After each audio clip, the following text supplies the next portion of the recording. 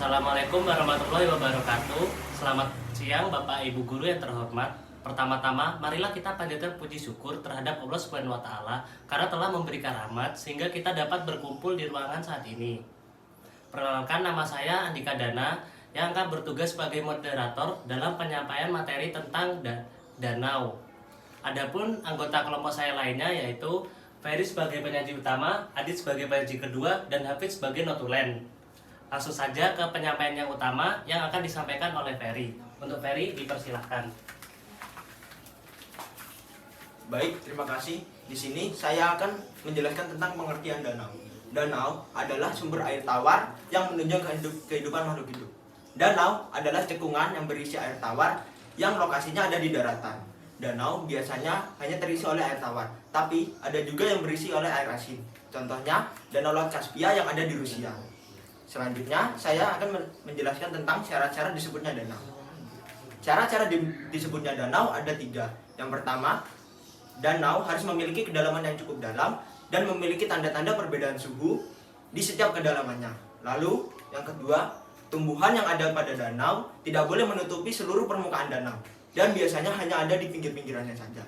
Lalu yang ketiga, sudah adanya tanda-tanda gelombang air. Baik, selanjutnya saya akan menjelaskan tentang jenis-jenis dari danau. Jenis-jenis dari danau antara lain yang pertama, danau tektonik. Danau tektonik adalah danau yang tercipta akibat pergerakan dari lempeng tektonik, yaitu cekungan yang terbuat dari lipatan atau patahan dari lempeng tektonik. Lalu yang kedua ada lempeng vulkanik.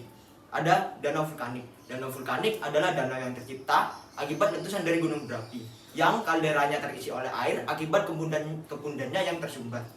Lalu yang ketiga ada danau tektovulkanik. Danau tektovulkanik adalah danau yang tercipta akibat pergabungan dari peristiwa tektonisme dan vulkanisme. Lalu yang keempat ada danau kars. Danau kars adalah danau yang tercipta akibat pengendapan dari gunung kapur. Lalu yang kelima ada danau ladang.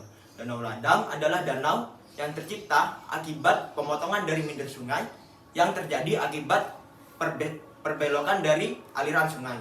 Lalu yang keenam ada danau glasial. Danau glasial adalah danau yang tercipta akibat dari pencairan dari gunung es. Yang ketujuh ada danau buatan atau waduk. Danau buatan atau waduk adalah danau buatan yang diciptakan oleh manusia untuk menampung aliran sungai. Lalu yang terakhir ada danau sisa galian.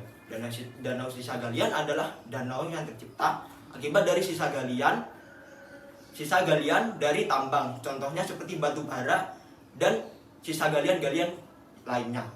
Baik, terima kasih. Saya kembalikan kepada moderator. Untuk penyampaian materi yang kedua akan disampaikan oleh Adit. Untuk Adit, dipersilahkan. Baik, terima kasih. Berikutnya saya akan menjelaskan tentang klasifikasi danau berdasarkan kandungan saudaranya. Danau berdasarkan kandungan saudaranya dibagi menjadi 4 jenis, yaitu 1. Danau eutrofit, yaitu danau yang memiliki kandungan saudara yang tinggi. Biasanya berasal dari limbah rumah tangga dan limbah pertanian. Danau ini juga banyak ditanami oleh eceng gondok. 2. Danau oligotrofit, yaitu danau yang memiliki kandungan unsur hara yang rendah. Biasanya air di danau ini sangat jernih. 3. Danau mesitrofit, yaitu danau yang memiliki kandungan unsur hara yang sedang. 4. Danau endorhik, yaitu danau yang tidak memiliki pelepasan air. Umumnya air di danau ini berkurang melalui proses penguapan. Berikutnya saya akan menjelaskan manfaat danau bagi kehidupan sehari-hari. Manfaat danau bagi kehidupan sehari-hari adalah sebagai berikut. 1. Memiliki sumber plasma lupa yang berfungsi sebagai penyumbang plasma genetik. 2. Tempat berlangsungnya siklus hidup flora dan fauna. 3. Air danaunya dapat dimanfaatkan oleh masyarakat sekitar. 4.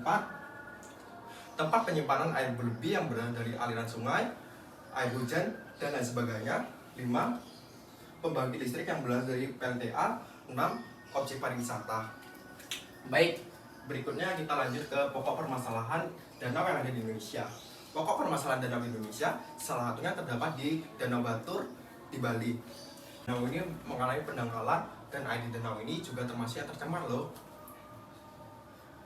Berdasarkan pengukuran salah satu universitas asal Jepang bernama Udayana tahun 2017,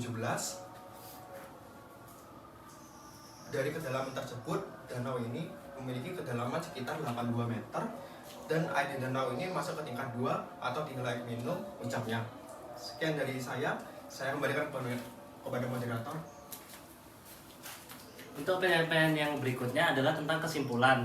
Untuk kesimpulan yang akan disampaikan oleh notulen. Untuk Hafid dipersilahkan.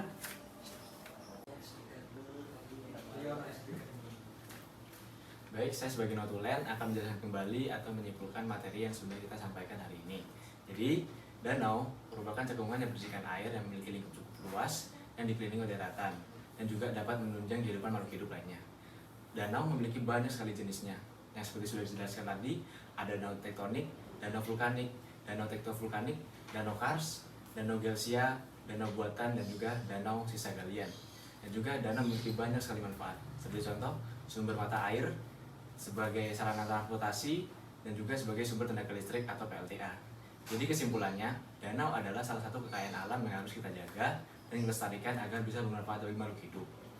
Dan banyak sekali hal-hal sepele yang kita lakukan yang dapat membuat danau menjadi rusak atau menjadi tercemar. Maka dari itu, mulai dari sekarang kita harus belajar untuk lebih perhatian terhadap pelestarian danau agar bisa bermanfaat bagi makhluk hidup lainnya. Terima kasih. Saya kembalikan kepada moderator. Sekian presentasi dari kelompok kami. Saya sebagai moderator, mohon maaf bila ada salah kata. Wabillahi taufik wal hidayah. Wassalamualaikum warahmatullahi wabarakatuh.